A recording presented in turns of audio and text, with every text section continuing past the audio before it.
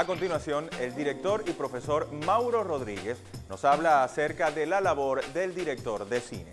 Disfrútenlo.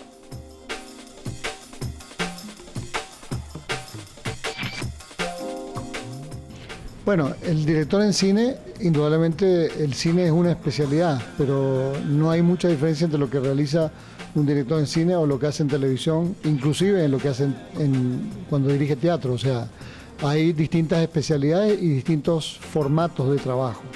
Yo diría que el director en cine tiene unas herramientas diferentes a la de la televisión y a la del teatro, pero utiliza los mismos criterios, las mismas herramientas, con distintos criterios para aplicado a la especialidad específica, ¿no? Ya sea una película, ya sea una obra de teatro o ya sea una telenovela o un sitcom de televisión.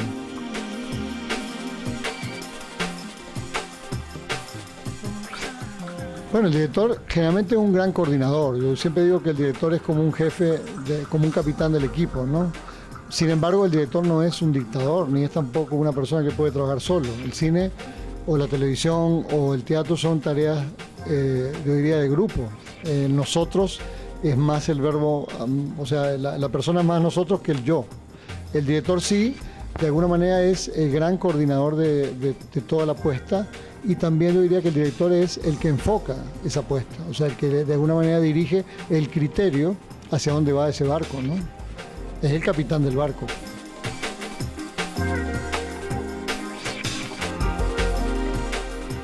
Bueno, generalmente el director puede no ser guionista, pero sin embargo debe manejar el argumento, debe entender perfectamente la profundidad del argumento y a partir de allí, desde ese punto de partida, generar la imagen o la visual, la perspectiva de la cual se va a ver la historia. Y a partir de ahí también ordenar los distintos departamentos, ya sea arte, ya sea producción, porque todo fluye a partir de la visión del director. Yo diría que el director es, como decía antes, el capitán del barco, pero también es la persona que motiva, que genera la motivación de los demás integrantes del equipo.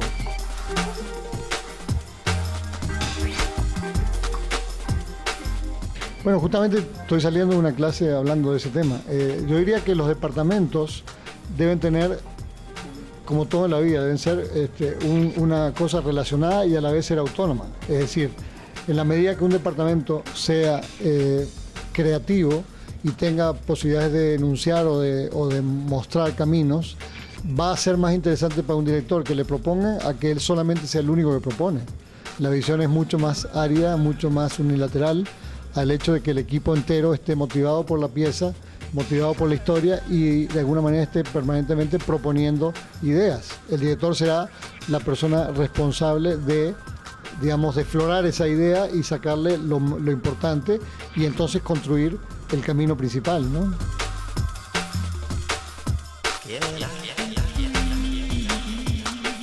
Sí, el director, yo siempre digo que el director es el responsable del plano y la ideología del plano es la ideología de la película. O sea, en el plano, que es el átomo, es la unidad del cuento, se empieza a generar la gramática de la frase cinematográfica.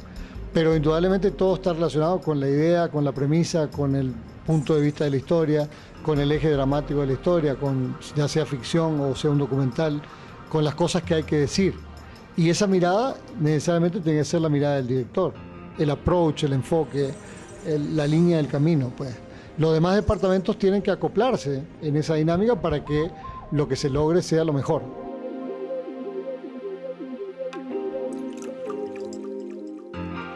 Bueno, yo aquí también doy clases de dirección de actores y le doy una importancia a eso capital, ¿no? Yo creo que el trabajar con actores significa un trabajo importantísimo para el director, porque el actor es la herramienta que se va a ver en la película. O sea, el actor con su cuerpo, con su expresión, con su voz, ese es el instrumento que de alguna manera el director emplea para que se visualice el personaje.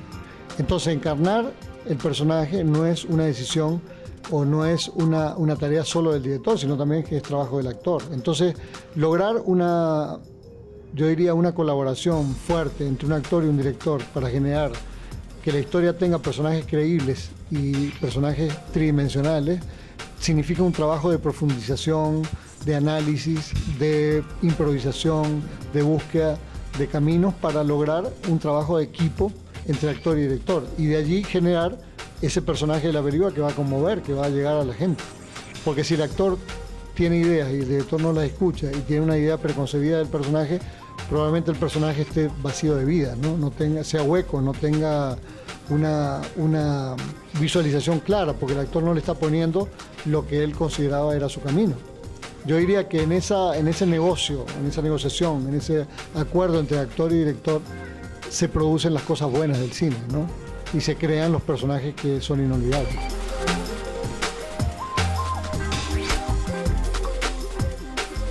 Bueno, ese fue el tema de la clase que estaba hace un ratito. El guión de hierro es muy peligroso, porque el guión de hierro generalmente significa un dictador. Yo diría que La Dama de Hierro es una muy buena manera de ejemplificar algo que pasa cuando las personas son inflexibles. El trabajo del director es un trabajo como de un pintor en escena, ¿no? O sea, el pintor se va amoldando a las cosas que va consiguiendo y va creando el lienzo en base a esas respuestas que va viendo, que va entendiendo. Si él no piensa en el actor más que en una marioneta, probablemente lo que logre sea un personaje mecánico, ¿no? Ahora, si él al actor le logra sacar potencialidades que el actor ni siquiera se imaginaba que tenía, o el actor empieza a ofrecer cosas y el director, en base a esa posibilidad que le da el actor, construye, me parece que la obra se vuelve mucho más interesante y mucho más profunda.